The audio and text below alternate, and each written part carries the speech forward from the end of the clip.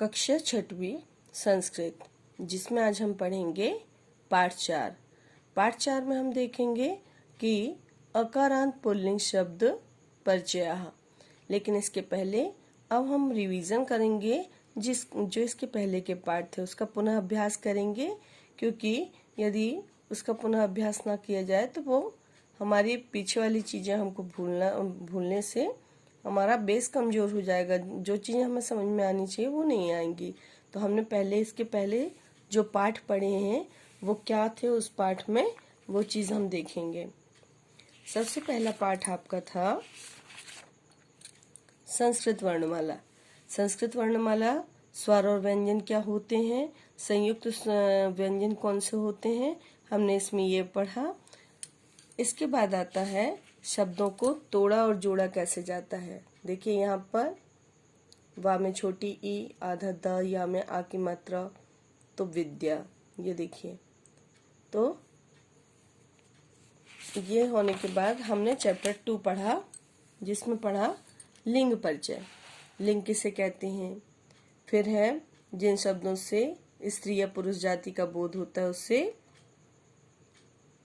लिंग कहते हैं। तो यहाँ पर लिंग के देखो, जिन शब्दों से पुरुष जाति का बोध होने पुल्लिंग कहते हैं। पुल्लिंग शब्द देखो दिए गए हैं, बालकः, अश्वः। और सबसे बड़ी बात इसमें ये समझाया गया था कि जो पुल्लिंग शब्द होते हैं वो अकारांत होते हैं, छोटा अ लगा होता है अंत में। देखो बालकः में कोई मात्रा नहीं लगी है, मतलब इसमें छोटा अ ऐड है, और ये अह की बिंदी। बालकः, अश्वः, वृक्षः, ये शब्द कौन से हैं, ये पुल्लिंग शब्द हैं।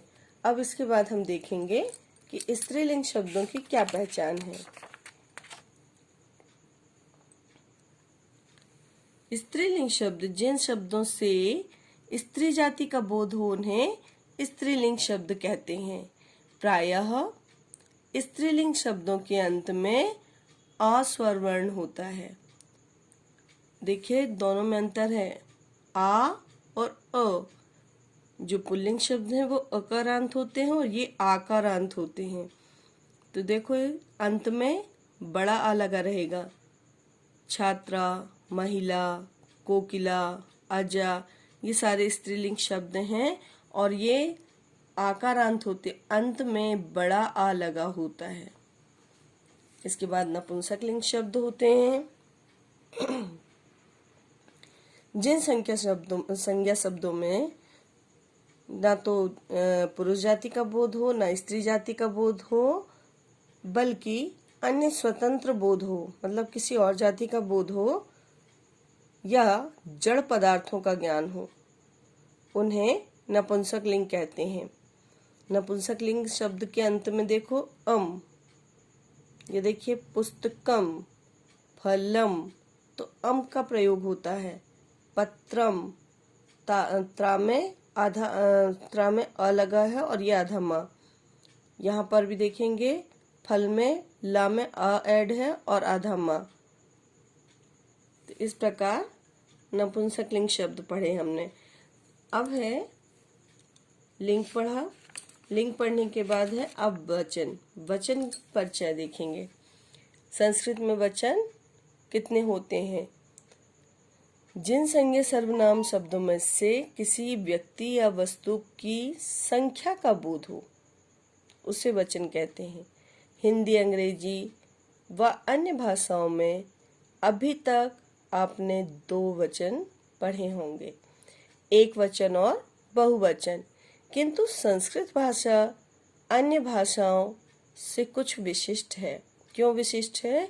क्योंकि इसमें 3 वचन होते हैं, एक वचन, द्विवचन, बहुवचन। एक वचन जिस संज्ञा या सर्वनाम शब्द से किसी एक व्यक्ति या वस्तु का बोध होता है उसे एक वचन कहते हैं। ये तो हमने हिंदी में भी पढ़ा है और अभी तक की व्याकरण में भी पढ़ते आ रहे हैं। लेकिन एक वचन वाले शब्द देखेंगे, माला, बालः, गजः, पुष्पम, अजा।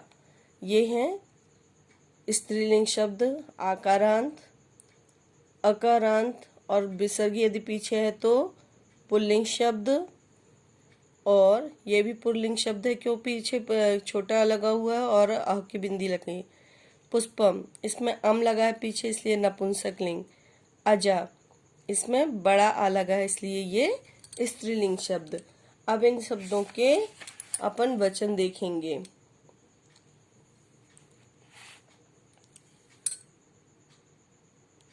द्विवचन, जिन शब्दों से दो व्यक्ति या वस्तु का बोध होता है तो द्विवचन कहलाता है। अब यहाँ पर देखेंगे पुस्तके, बालकौ, गजौ, माले, पुष्पे। इनका आपको टेबल बनवा दी जाएगी तो उसके द्वारा आप यदि याद करेंगे तो ये और भी इजी हो जाएगा। फिर है बहुवचन। जिस संज्ञा या सर्वनाम शब्द से तीन या तीन से अधिक व्यक्ति, वस्तु या स्थान का बोध होता है, मतलब जो दो से अधिक होते हैं वो बहुवचन में आते हैं, वो बहुवचन कहलाते हैं। ये देखिए यहाँ पर पुस्तकानि, बालकाः, पुष्पाणि, अश्वाः, अजाः, इस प्रकार के शब्द दिए। लेकिन ये अभी आपको समझ में नहीं आए होंगे, ये मुझे पता है। क्यों? क्योंकि जो शब्द हम तैयार कर रहे हैं, हमें इतने सारे शब्दों को याद रखना कि एक वचन में कौन सा, द्विवचन में कौन सा, पुल्लिंग में कौन सा, स्त्रीलिंग में कौन सा, तो ये बहुत कंफ्यूज कर देंगे। तो सबसे पहली बात है कि हम पहले पुल्लिंग शब्दों के एक वचन, द्विवचन, बहुवचन देखेंगे। ये देखिए यहाँ पर ये पुल्लिंग शब्द, जितने भी शब्द इस पेज में दिए गए हैं वो सारे पुल्लिंग शब्द हैं, और पुल्लिंग शब्द का एक वचन, द्विवचन और बहुवचन दिया गया है। बालः, बालौ, बालाः, एक बालक, दो बालक, बहुत सारे बालक। ये वाला लर्न करने में भी इजी जाएगा, और जब एक लाइन याद हो जाएगी तो वो हमें उसी के आधार पर सारे शब्द रहते हैं। जैसे बालः था, यहाँ छात्रः, छात्रः यानी एक छात्र, छात्रौ मतलब औ की मात्रा इसमें भी लग गई, इसमें भी लग गई, इसमें भी लग गई, इसमें भी लग गई, तो ये हो जाएंगे द्विवचन। देखिए ध्यान से। फिर है बाला, यहाँ पर भी देखो आ की मात्रा अ की बिंदी सभी में लगी हुई है, मतलब ये बहुवचन है। किसके बहुवचन? पुल्लिंग शब्दों के बहुवचन। बालः, बालौ, बालाः, छात्रः, छात्रौ, छात्राः, मृगः, मृगौ, मृगाः, कुक्रः, कुक्रौ, कुक्राः। अब इसके बाद शब्द आते हैं स्त्रीलिंग शब्द। स्त्रीलिंग शब्द कौन से हैं? देखो, ये देखिए यहाँ पर आकारांत, आकारांत स्त्रीलिंग शब्द। आकारांत मतलब सभी में आ की मात्रा लगी होगी। पहले वाले जो अक्षर शब्द हैं उसमें आ की मात्रा। बालिका, बालिका को, दो बालिकाओं को क्या कहेंगे? बालिके, और बहुत सारी बालिकाओं को बालिका। नायिका, नायिके, नायिका, मतलब हमको एक लाइन बस याद रखनी है, उसके अकॉर्डिंग ही बाकी शब्द बनते हैं। बालिका, बालिके, बालिका, माला, माले, माला, राधा, राधे, राधा, ये सब स्त्रीलिंग शब्द हैं।